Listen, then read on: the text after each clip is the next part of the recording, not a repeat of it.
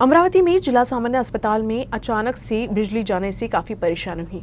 अस्पताल के कुछ वार्ड और ओपीडी की बिजली आपूर्ति बाधित होने के कारण डॉक्टरों को मोबाइल टॉर्च की रोशनी में मरीजों का इलाज करना पड़ा। पिछले 3 दिनों से लगातार बिजली कट रही है। जिला सामान्य अस्पताल के कुछ कमरों व विभागों में बिजली नहीं रहने से मरीजों, डॉक्टरों और अन्य कर्मचारियों को परेशानी हो रही है। वैसे तो अस्पताल में जनरेटर लगा हुआ है, लेकिन उसमें डीजल नहीं होने से पूरे अस्पताल में लाइट की व्यवस्था नहीं की जा सकती। जिला सामान्य अस्पताल में सुविधाओं के अभाव से मरीजों के साथ साथ उनके परिजनों को भी काफी दिक्कतों का सामना करना पड़ता है। इसी तरह बुधवार सुबह अस्पताल के कुछ हिस्सों में तकनीकी खराबी के चलते बिजली आपूर्ति बंद कर दी गई। इससे पहले सोमवार और मंगलवार को भी कुछ ऐसा ही हाल रहा। कुछ वार्डों में उजाला रहा तो कुछ में घोर अंधेरा रहा। अधिकांश विभागों में मोबाइल टॉर्च की रोशनी में मरीजों का उपचार किया गया। 5 घंटे से अधिक समय तक बिजली आपूर्ति बाधित रहने से मरीजों व चिकित्सकों को खासी गर्मी का भी सामना करना पड़ा। अमरावती जिले के नांदगांव खंडेश्वर तहसील में पिछले सप्ताह हुई बेमौसम बारिश और ओलावृष्टि के कारण किसानों को काफी नुकसान हुआ है।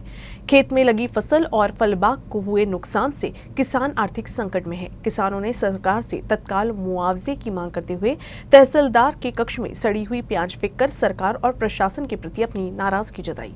नांदगांव खंडेश्वर तहसील में पिछले सप्ताह बेमौसम बारिश के कारण फलबाग, संतरा, नींबू, प्याज, तिल, तरबूज और सब्जियों आदि का भारी नुकसान हुआ। किसानों ने इस संबंध में स्थानीय अधिकारियों को भी बताया, लेकिन प्रशासनिक अधिकारियों ने इस ओर कोई भी ध्यान नहीं दिया, जिसके बाद शिवसेना के ठाकरे गुट के नेतृत्व में तहसील कार्यालय पर धावा बोला गया। किसानों ने बारिश से खराब हुए प्याज की फसल तहसीलदार के कक्ष में फेंक कर अपनी नाराजगी जताई। पंचनामा और मुआवजे की मांग को लेकर अचानक हुए विरोध से तहसील कार्यालय में काफी हंगामा हुआ। इस दौरान पुलिस को भी बुलाया गया। खंडेश्वर तालुक्यामध्ये गेल्या 15 दिवसापासून अवकाळी पावसाने व गारपिटीने शेतकऱ्यांच्या उन्हाळी पिकाचे प्रचंड नुकसान केलेले आहे। आपण हे कांदे बघता, संपूर्ण कांदे पाणी लागल्यामुळे, गारपीट लागल्यामुळे सडलेले आहे आणि अद्यापही महसूल विभागाने व कृषी विभागाने या सडलेल्या कांद्याचे व झालेल्या नुकसानीचे पंचनामे अद्यापर्यंत केले नसल्यामुळे शेतकरी आज चिंतेत सापडला आहे। एकीकडे हंगामीची वाई पेरी हे करण्याला सुरुवात झालेली आहे शेतात, परंतु अद्यापपर्यंत शेतकऱ्यांच्या बांधावर कृषी विभाग व महसूल विभाग पोहोचला नाही आणि राज्याचे कृषी मंत्री आणि महसूल मंत्री सांगतात की हे सरकार शेतकऱ्यांच्या बांधावर जाऊन नुकसान भरपाई बघेल, परंतु एकही तलाठी किंवा कृषी अधिकारी शेतकऱ्यांच्या बांधावर पोहोचला नाही।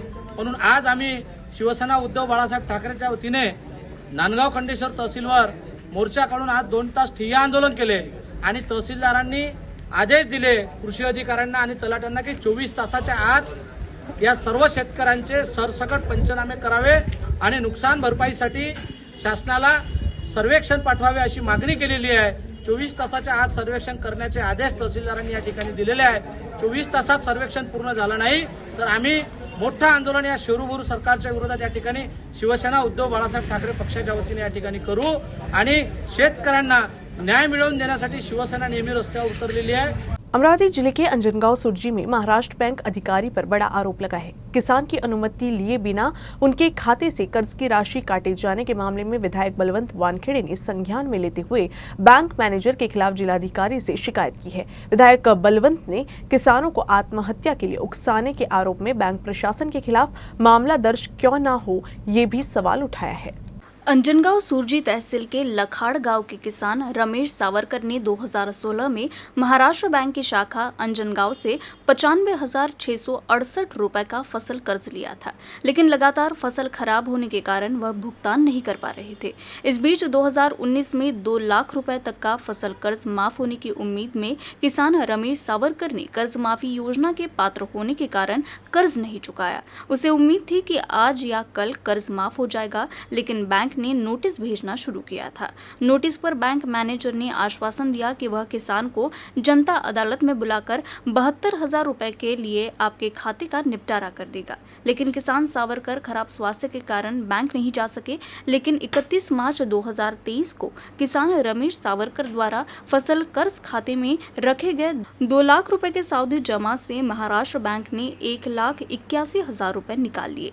इस बारे में जानकारी मिलने पर किसान को मदद का आश्वासन देते हुए विधायक वानखेड़े बिना देर किए महाराष्ट्र बैंक पहुंचे और महाराष्ट्र बैंक के मैनेजर को फटकार लगाते हुए सवाल किया कि बैंक ने किसानों की सावधि जमा राशि से राशि क्यों डाइवर्ट की। इसकी शिकायत जिलाधिकारी पवनीत कौर और बैंक के वरिष्ठ अधिकारी से की गई। खास बात यह कि विधायक बलवंत वानखेड़े ने कर्ज माफी के पात्र किसानों को महाराष्ट्र बैंक द्वारा कोर्ट नोटिस भेजे जाने को लेकर विधानसभा में भी मुद्दा उठाया था। अब इस मामले में बैंक के अधिकारी पर कार्रवाई की मांग की जा रही है। आज आपण पाहतो की बँकांच्या वर कर्ज वसुलीच्या बाबतीत शासनाचे काही धोरण आहेत आणि पठाणी पद्धतीनं काही बँका वसूल करत आहेत। त्यावर नियंत्रण म्हणून कालच माननीय उपमुख्यमंत्री महोदय देवेंद्रजी फडणवीस साहेबांनी अमरावती येथे सांगितलं की बँकांना वसुली करण्याच्या संदर्भात त्याचे काही नियम आहेत। जे त्यांच्यावर शेतकऱ्यांवर कर्ज असेल त्या शेतकऱ्यांच्या कर्जाच्या खात्याला होल्ड लावू नये किंवा त्याच्या अन्यत्र काही पैसे असतील, मग PM किसानचे असतील किंवा अन्य पैसे असतील, तर ते शेतकऱ्याच्या खात्यात जमा झाल्यानंतर त्याला होल्ड लावू नये, त्याला पूर्ण पैसे मिळण्यात यावे। आणि आज महाराष्ट्र बँक ज्यांना सोडीनं हे लखाळचे शेतकरी आहेत त्यांची FD होती, सावरकर त्यांची FD होती, ती FD डायरेक्ट त्यांच्या कर्ज खात्यात जमा केली। विषय असा आहे की त्यांचं कर्ज मंजूर झालं आहे। शासन दरबार मंजूर असताना काही वेळ लागला म्हणून कर्जमाफीसाठी शासनाला विनंती करेल, कलेक्टरांना विनंती करेल। मी सध्याच फोनवरून बोलून संवाद साधला या संबंधित मॅनेजरवर FIR दाखल करावं, कारण आज तो शेतकरी विषाचा प्याला घेऊन बॉटल घेऊन इथं आला होता।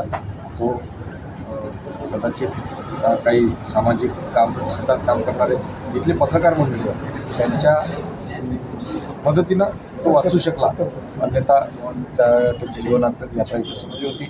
म्हणून मी जिल्हाधिकारी महोदयांना विनंती करेन की या अशा अधिकाऱ्यावर तात्काळ कारवाई करा, जेणेकरून काल उपमुख्यमंत्री महोदयांनी निर्देश दिले होते त्या पद्धतीनं कारवाई झाली पाहिजे। अमरावती जिले के अंजनगांव सुरजी तहसील के तुरखेड़ में एक किसान के खेत में बनी झोपड़ी में आग लग गई। इस आग में स्पीकर, मवेशियों का चारा और करीब 100 क्विंटल प्याज और अनु कृषि सामग्री जलकर बर्बाद हो गया।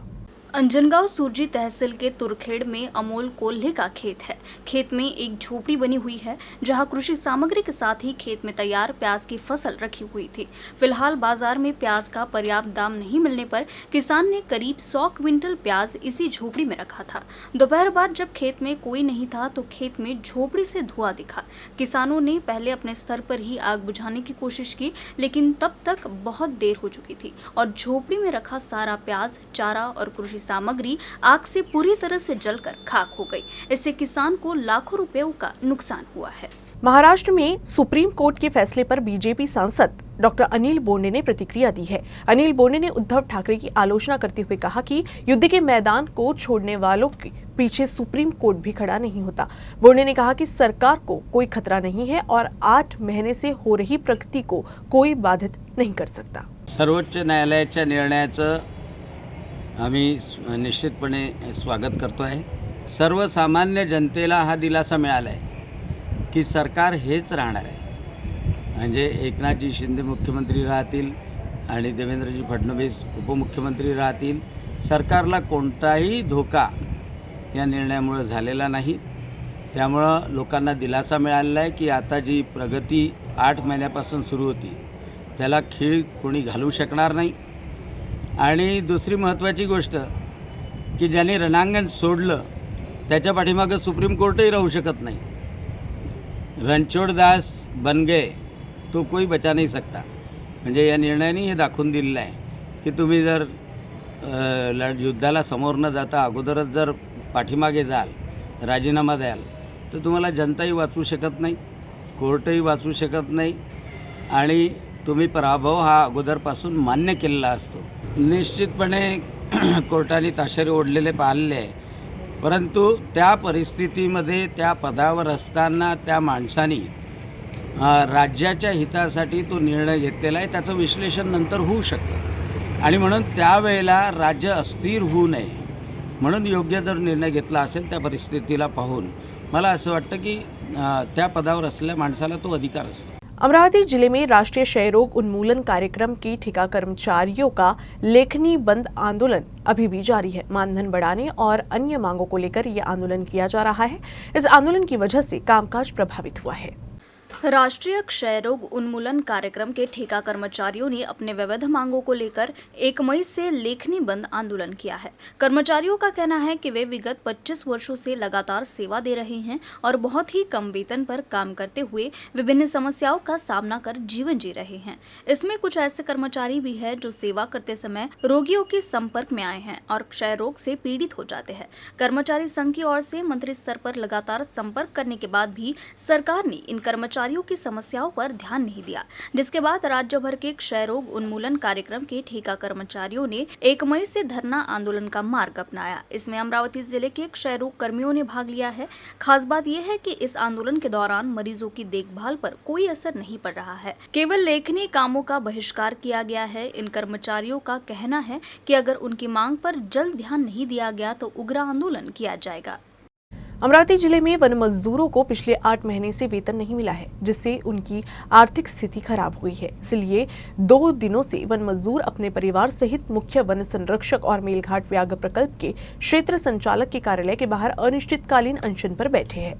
वन विभाग में कार्यरत वन मजदूर रविंद्र डाहाके व किशोर तायड़े के अनुसार पिछले वर्ष सितंबर 2022 से इस साल अप्रैल 2023 तक किए गए कार्य का भुगतान संबंधित विभाग द्वारा नहीं किया गया। इससे वन मजदूरों की आर्थिक स्थिति विकट हो गई है। वन मजदूरों का कहना है कि अपने परिवार के लिए रोजी रोटी चलाना मुश्किल है, इसलिए पिछले 8 महीने से प्रलंबित वेतन का तत्काल भुगतान किया जाए और वन विभाग में कार्यरत सिपाही मनोज जोशी की जाँच कर तत्काल 18 वर्ष बाद उसी स्थान पर तबादला किया जाए।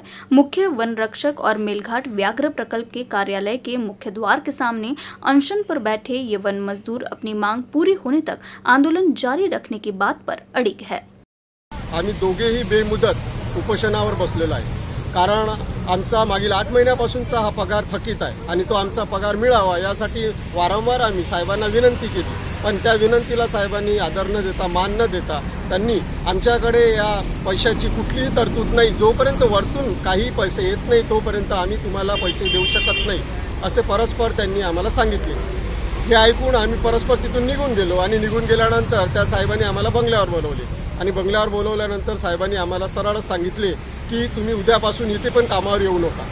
18 तारखेपासून आम्ही सदैव कार्यालयात काम करीत आहे आणि त्यानंतर साहेबांनी आम्हाला इथून या ऑफिसमध्ये तुमचं काम नाही असे पत्र देऊन तुम्ही इथून निघून जावे असे स्पष्ट केले व त्यानंतर आम्ही 8 तारखेपासून म्हणजे 8/5 पासून बेमुदत उपोषणाला बसलेला आहे। अमरावती जिले की 12 बाजार समितियों में संचालक पद के लिए हाल ही में चुनाव हुआ और अब सहकारिता के नेताओं को सभापति और उपसभापति के पदों के चुनाव का इंतजार है।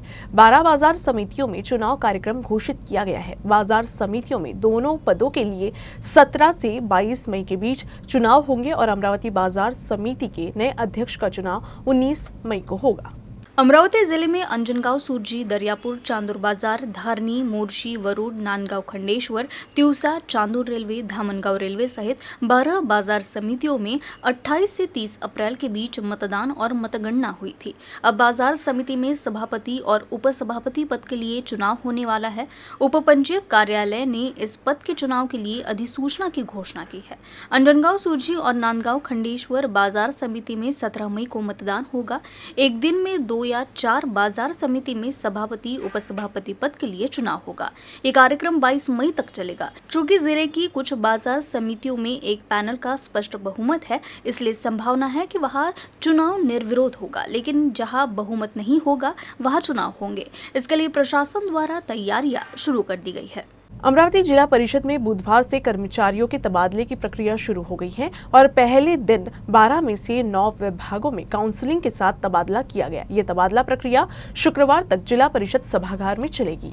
जिला परिषद में तृतीय व चतुर्थ श्रेणी कर्मचारियों का तबादला प्रत्येक वर्ष मई महीने में किया जाता है। ये प्रक्रिया इसी साल 10 मई से शुरू हो गई है। कार्यक्रम की भी घोषणा कर दी गई। 12 विभागों के कर्मचारियों का 3 चरणों में तबादला किया जाएगा। बुधवार से जिला परिषद सभागार में मुख्य कार्यपालन अधिकारी, उप मुख्य कार्यकारी अधिकारी एवं संबंधित विभागाध्यक्षों की उपस्थिति में सुबह 10 बजे से तबादला प्रक्रिया शुरू हुई। पहले दिन बुधवार को 9 विभागों सामान्य प्रशासन, पशुपालन विभाग, ग्रामीण जलापूर्ति, निर्माण विभाग, कृषि विभाग, वित्त, महिला एवं बाल कल्याण, सिंचाई एवं शिक्षा विभाग के कर्मचारियों का तबादला हुआ। गुरुवार को स्वास्थ्य व पंचायत का तबादला हुआ और शुक्रवार को स्वास्थ्य विभाग के कार्यरत स्वास्थ्य कर्मियों, पुरुष, महिला व पुरुष स्वास्थ्य सहायकों का तबादला होगा। इसीलिए कर्मचारी अब इस तबादले को लेकर उत्सुक है। अमरावती में जिला स्तर पर सरकारी तंत्र के माध्यम से महिलाओं की शिकायतों और कठिनाइयों का समाधान किया जा रहा है और समाज में समस्याग्रस्त महिलाओं के लिए प्रभावी उपाय लागू किए जा रहे हैं। महिला एवं बाल विकास विभाग ने परेशान महिलाओं से अपील की है कि वे महिलाएं लोकशाही दिवस पर अपनी समस्या और सवालों के समाधान के लिए शिकायत या निवेदन दर्ज कराएं।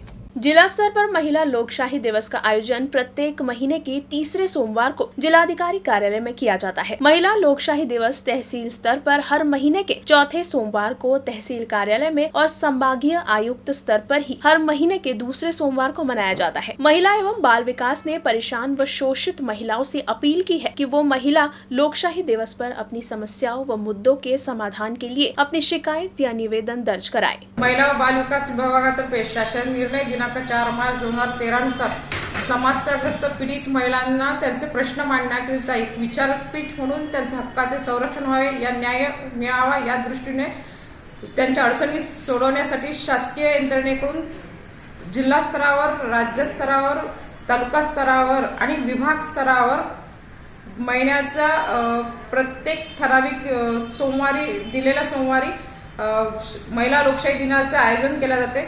मी या असे सर्व महिलांना आवाहन करते की त्यांच्या समस्या, त्यांच्या तक्रारी, पीडित महिलांच्या काही समस्या असतील त्या सोडवण्यासाठी सर्व महिलांनी आपापल्या तक्रारी, न्याय तक्रारी त्या लोकशाही दिनामध्ये आणाव्यात आणि या पूर्ण महिला लोकशाही दिनाच्या आयोजनाचा लाभ घ्यावा। न्यूज रूम से बस इतना ही। खबरों का सिलसिला यूं ही चलता रहेगा। आप देखते रहिएगा UCN न्यूज अमरावती।